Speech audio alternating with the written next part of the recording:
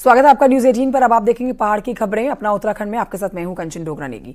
सबसे पहले आपको बता देते हैं, देखिए दिल्ली में हलचल तेज है। शपथ ग्रहण से पहले सियासी हलचल काफी तेज हो रखी है दिल्ली में। अमित शाह के घर पर इस समय एक बैठक चल रही है। अमित शाह और जेपी नड्डा के बीच में बैठक हो रही है, बातचीत चल रही है। इस बैठक में शामिल होकर निकले हैं जीतन राम मांझी। उत्तराखंड की बात करें उससे पहले आपको ये दिल्ली की सियासी हलचल हम दिखा देते हैं। देखिए ये भी जानकारी मिल रही है कि उत्तराखंड से भी हिस्सेदारी दी जा सकती है मोदी कैबिनेट में। एक चेहरा जो है वो जरूर शामिल किया जा सकता है मोदी कैबिनेट में। अब ये देखना होगा कौन होता है वो संभावित चेहरा। मोदी 3.0 की ये बड़ी जानकारी आपको दे रहे हैं, बड़ी बातें आपको बता रहे हैं। अमित शाह की कैबिनेट में वापसी तय, राजनाथ सिंह की कैबिनेट में वापसी तय, जेपी नड्डा भी मंत्री बनाए जा सकते हैं, कैबिनेट मंत्री बनाए जाएंगे। जेपी नड्डा जो सोर्सेज बता रहे हैं, शिवराज सिंह चौहान बन सकते हैं कैबिनेट मंत्री। सबसे बड़ी जीत जो दर्ज की है इस चुनाव में, लोकसभा चुनाव में सबसे बड़ी जीत, 8 लाख से ज्यादा वोट हासिल करने वाले एकमात्र जो सांसद हैं वो हैं मध्य प्रदेश के पूर्व मुख्यमंत्री शिवराज सिंह चौहान, जिनको बड़ी जगह मिल सकती है। कैबिनेट में जगह दी जा सकती है इन्हें। अनुप्रिया पटेल की मंत्रिमंडल में वापसी हो सकती है। पिछली बार भी इन्होंने मोदी कैबिनेट में मंत्रालय संभाला था, एक बार फिर से इनको मौका दिया जा सकता है। हालांकि एक ही सीट जीती गई है। जेडीयू कोटे से भी ललन सिंह बनेंगे कैबिनेट मंत्री, जो जानकारी मिल रही है। मनोहर लाल खट्टर का नाम भी रेस में शामिल है, मंत्रिमंडल में शामिल होने जा रहे हैं। हरियाणा के पूर्व मुख्यमंत्री मनोहर लाल खट्टर। आरएलडी कोटे से जयंत चौधरी बनेंगे केंद्रीय मंत्री। 2 सीटें जीती हैं उत्तर प्रदेश में, तो अब ऐसी जो जानकारी मिल रही है जिसमें जयंत चौधरी आरएलडी कोटे से मंत्री बनाए जा सकते हैं। केंद्र की राजनीति में इनकी एंट्री हो सकती है। ज्योतिरादित्य सिंधिया का भी नाम इस रेस में चल रहा है। मंत्रिमंडल में इनकी वापसी तय बताई जा रही है। नितिन गडकरी, बड़ी जीत इन्होंने नागपुर से जो दर्ज की है, उसी जीत के आधार पर इनकी एंट्री एक बार फिर से हो जाएगी मोदी कैबिनेट 3.0 में। पीयूष गोयल, पिछली बार उन्होंने बड़ा मंत्रालय संभाला, इनकी भी एंट्री होने जा रही है मोदी कैबिनेट 3.0 में।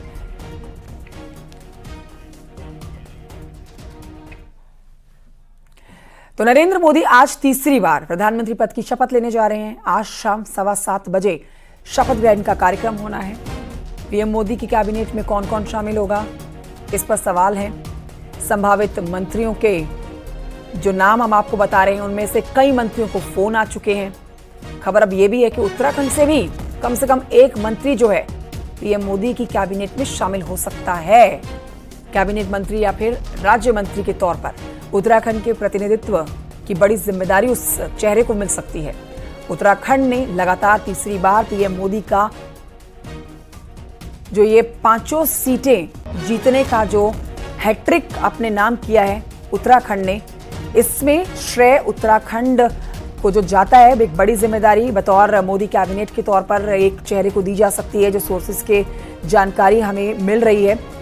पिछले 2 बार में भी एक बड़ी जीत दर्ज की थी। 14-19 में जीत की हैट्रिक क्लीन सुपड़ा कर दिया था यहाँ पर विपक्ष का, और इस बार भी जीत की हैट्रिक उत्तराखंड में बीजेपी ने मारी है।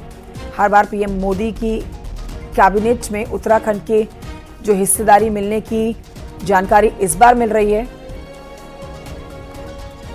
दोनों बार एक बड़ी जिम्मेदारी अनिल बलूनी ने संभाली है, राज्यसभा से सांसद रहे हैं अनिल बलूनी, जिन्होंने पौड़ी गढ़वाल सीट से इस बार चुनाव लड़ा और 1.5 लाख के मार्जिन से जीत अपने नाम की है।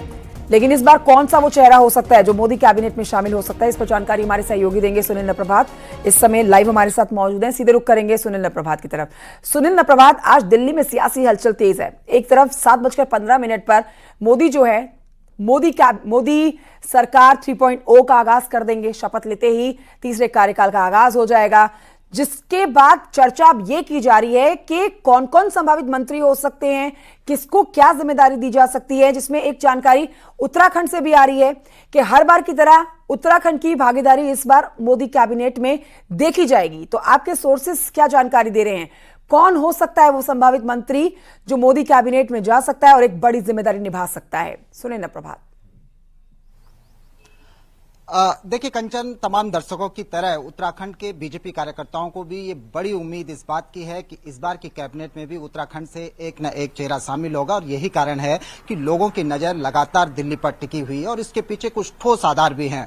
पिछले 3 चुनाव, पिछले एक दशक का अगर आप लोकसभा का ट्रैक रिकॉर्ड देखें बीजेपी का, तो उत्तराखंड में बीजेपी का स्ट्राइक रेट 100% रहा है। चाहे वो 2014 की बात करें, 19 की बात करें, 24 की बात करें, पूरी एक हैट्रिक बीजेपी ने लगाई है।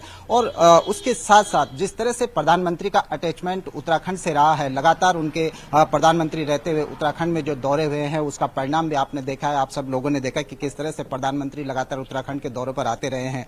और 2014 के बाद 2016 से 19 के बीच जब उत्तराखंड से 5 सांसद 2014 में यहां से जीते थे, तो 2016 से 19 में अल्मोड़ा सीट से अजय टम्टा को सेंटर में राज्य मंत्री बनाया गया था। नेक्स्ट टर्म में 19 से 21 के बीच सांसद रमेश पोखरियाल निशंक को कैबिनेट में दर्जा दिया गया था, उनको केंद्रीय शिक्षा मंत्री यहां पर बनाया गया था। और 21 से 24 के बीच आपने देखा कि अजय भट्ट को, जो नैनीताल सीट से हैं, इस बार दोबारा से रिपीट हुए हैं, अजय भट्ट को भी यहां पर पर्यटन राज्य मंत्री बनाया गया था। तो ये उम्मीद जताई जा रही है कि जो अब 24 वाला टर्म होगा, इसमें भी उत्तराखंड से एक न एक चेहरे को कैबिनेट में दर्जा दिया जाएगा। उत्तराखंड के अगर अभी वर्तमान मौजूदा 5 सांसदों की आप बात करें जो नवनिर्वाचित सांसद दिल्ली पहुंचे हैं, उनमें से 3 सांसद सीनियर सांसद है, जिनमें से माला राज्यलक्ष्मी शाह चौथे टर्म में इस बार लोकसभा में होगी, अजय टम्टा तीसरे टर्म के सांसद होने जा रहे हैं और अजय भट्ट दूसरी बार इस बार सांसद में हैं। 2 नए चेहरे जरूर इस बार सदन में उत्तराखंड से देखने को मिलेंगे। बीजेपी के राष्ट्रीय मीडिया प्रमुख अनिल बलूनी, जो गढ़वाल संसदीय सीट से जीते हैं, और पूर्व मुख्यमंत्री त्रिवेंद्र सिंह रावत, जिन्होंने हरिद्वार सीट पर एक अच्छी जीत, करीब 1.5 लाख मतों के अंतर से जीत दर्ज कराई है। दोनों ही अनुभवी नेता हैं। 3 पुराने साथी हैं जो 2-2, 3-3 बार सदन में रिपीट होंगे इस बार। सुनिए प्रभात, जब रक्षा मंत्री राजनाथ सिंह अनिल बलूनी के लिए प्रचार करने के लिए पौड़ी गढ़वाल पहुंचे थे, तो उन्होंने एक वहां की जनता को संबोधित करते हुए बड़ी बात कही थी कि देखिए, हम आपसे यहां से सिर्फ अनिल बलूनी को जिताने के लिए नहीं, बल्कि एक केंद्र में बड़ी जिम्मेदारी देने के लिए भी उनके लिए भारी भरकम वोटों की मांग कर रहे हैं। तो सीधे तौर पर उनका अंदेशा इसी बात का था, इसी बात की अंदेशा लगाया जा रहा था कि हो सकता है कि आने वाले समय में हम अनिल बलूनी, जो कि राज्यसभा से सांसद रहे हैं, उनको बड़ी जिम्मेदारी केंद्र में निभाते हुए देखेंगे। तो क्या सुगबुगाहट है, क्योंकि 2014-2019 में दोनों ही टर्म में हमने देखा कि पीएम मोदी, जो उत्तराखंड से एक अलग ही अटैचमेंट रखते हैं, क्योंकि जितना वो वाराणसी में जाते हैं उतनी विजिट वो उत्तराखंड में भी करते हैं, तो वहां से उनका जो जुड़ाव है, लगाव है, वो सीधे तौर पर उनके मंत्रिमंडल में भी देखा जाता है। क्या अनिल बलूनी के लिए आपके सोर्सेस की तरफ से जानकारी आई है कि उनके नाम पर मोहर लग सकती है और उनको ही केंद्र में एक बड़ी जिम्मेदारी दी जा सकती है, जिसका जिक्र राजनाथ सिंह ने किया था? देखिए कंचन, जहां तक चुनाव प्रचार के दौरान की बात कहें तो ठीक इसी तरह से संकेत केंद्रीय गृह मंत्री अमित शाह ने भी दिए थे। जहां तक आपने प्रधानमंत्री की बात कही, प्रधानमंत्री का उत्तराखंड से जिस तरह से अटैचमेंट रहा है, जिस तरह से बड़े प्रोजेक्ट उत्तराखंड में चल रहे हैं, प्रधानमंत्री को एक एक चीज की बारीकी से जानकारी है कि उत्तराखंड में डेवलपमेंट वर्क कहां से कहां तक होना है, कहां से क्या स्टेटस यहाँ पर विकास कार्यों का है और उत्तराखंड की भविष्य की क्या जरूरतें हैं। यही कारण रहा कि जो मैं पहले भी रिपीट कर चुका हूं कि हर टर्म में उत्तराखंड को कहीं ना कहीं किसी न किसी स्टेटस पर सेंटर में प्रतिनिधित्व मिला है और यही उम्मीद इस बार जताई जा रही है। लेकिन किसको इस बार कैबिनेट में दर्जा मिलेगा ये कहना बेहद मुश्किल है। लेकिन इतना जरूर है कि 11:30 बजे के बाद जब प्रधानमंत्री मुलाकात करेंगे सांसदों से जो उन्होंने इन्वाइट किए हैं, तो उससे एक तस्वीर साफ हो सकती है कि उत्तराखंड का क्या स्टेटस रहने वाला है इस बार की कैबिनेट में, इस बार की सरकार में। तो बहुत कुछ जो तस्वीर है वो अगले आधे 1 घंटे में साफ हो जाएगी। अभी किसका पलड़ा भारी है, किसको सेंटर में प्रतिनिधित्व मिल सकता है, ये कहना मतलब अभी किसी को फोन नहीं आया है। देखिए सुनिए प्रभात, लगातार फोन आने का सिलसिला, घंटी बजने का जो सिलसिला वो जारी है। सुबह से ही अपडेट दे रहे हैं अपने दर्शकों को कि जो संभावित नाम हम बता रहे थे, उन्हीं नामों को, उन्हीं चेहरों पर मोहर लगती हुई फोन की घंटी उन सांसदों की बज रही है। राजनाथ सिंह को घंटी बज चुकी है उनकी फोन की। जेपी नड्डा भी इस बार शामिल किए जा रहे हैं मोदी कैबिनेट में। नीतीश कुमार हैं जो, उनको भी एक बड़ा जिम्मेदारी दी जा सकती है। अमित शाह के फोन की घंटी बज चुकी है, उनको भी बड़ी जिम्मेदारी दी जानी है। लेकिन उत्तराखंड में क्या फोन की घंटी अभी तक किसी सांसद की नहीं बजी है? देखिए कंचन, हम लगातार सांसदों के संपर्क में हैं, उनके नजदीकी लोगों के संपर्क में हैं। मुख्यमंत्री पुष्कर सिंह धामी दिल्ली में मौजूद हैं, बीजेपी के प्रदेश अध्यक्ष और राज्यसभा सांसद महेंद्र भट्ट दिल्ली में मौजूद हैं। हम लगातार लोगों से कांटेक्ट में, लेकिन अभी तक जो मेरी जानकारी है, अभी तक उत्तराखंड से किसी भी जनप्रतिनिधि को ऐसा फोन नहीं आया है। लेकिन ये उम्मीद जताई जा रही है, बीजेपी के कार्यकर्ता भी बेसब्री से दिल्ली की ओर नजर लगाए बैठे हैं कि वो इन्फॉर्मेशन जल्द ही आ जाएगी कि जब ये जानकारी मिलेगी कि नजर बनाए रखिएगा। सुनील प्रभात, आज बहुत ही अहम दिन है।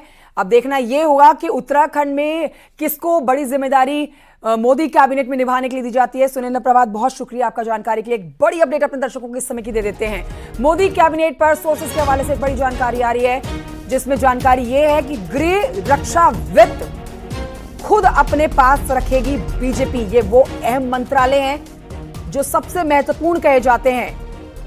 अब देखिए, गृह मंत्रालय, रक्षा मंत्रालय, वित्त मंत्रालय, जिस पर सोर्सेस जो जानकारी दे रहे थे, इनमें से कुछ मंत्रालयों की मांग घटक दलों ने भी की है। जेडीयू ने भी मांग की थी, चंद्रबाबू नायडू की टीडीपी ने भी इन मंत्रालयों की मांग की थी। लेकिन अब सोर्सेस ये बता रहे हैं कि गृह मंत्रालय, रक्षा मंत्रालय और वित्त मंत्रालय बीजेपी अपने पास रखने वाली है।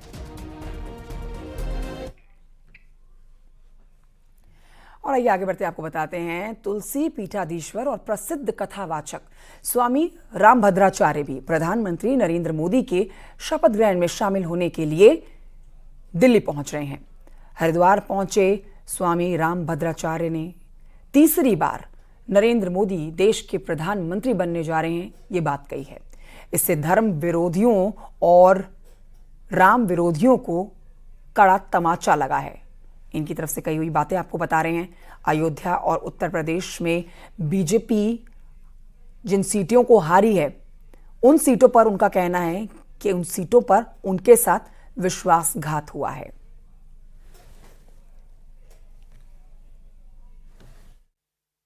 ये धर्म विरोधियों, राष्ट्र विरोधियों और राम विरोधियों को तमाचा लगा है और हमारा भारत विकसित भारत होगा। जो हमने सपने देखे सब पूरे हो जाएंगे। कोई बात नहीं, ये सब तो चलता रहता है। विश्वासघात किया लोगों ने। वहीं आपको बताते हैं, मुख्यमंत्री पुष्कर सिंह धामी भी इस समय दिल्ली में हैं और दिल्ली के राम मनोहर लोहिया अस्पताल वो पहुंचे हैं। उत्तराखंड के पूर्व मुख्यमंत्री और महाराष्ट्र के पूर्व राज्यपाल भगत सिंह कोश्यारी से उन्होंने मुलाकात की है। मुलाकात के दौरान की तस्वीर आपको दिखा रहे हैं और उन्होंने हालचाल जाना है भगत सिंह कोश्यारी का। कोश्यारी अस्पताल में इस समय भर्ती हैं और हालचाल उनसे जानने के लिए पहुंचे हैं पुष्कर सिंह धामी।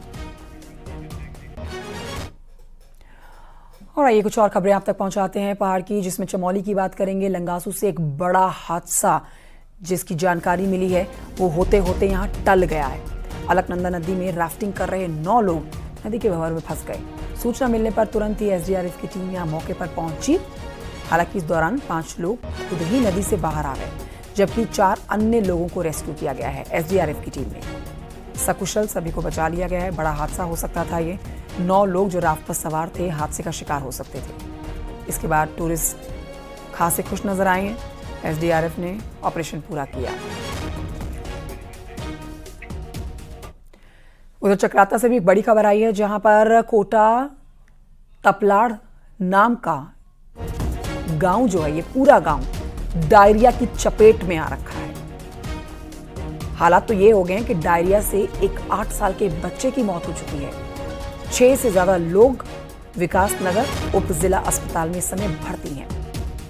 4 मरीजों का इलाज डामटा के अस्पताल में चल रहा है। डॉक्टर के मुताबिक गंदे पानी की वजह से गांव में ये इन्फेक्शन फैला है, इसलिए ग्रामीणों को ये बीमारी हो रही है।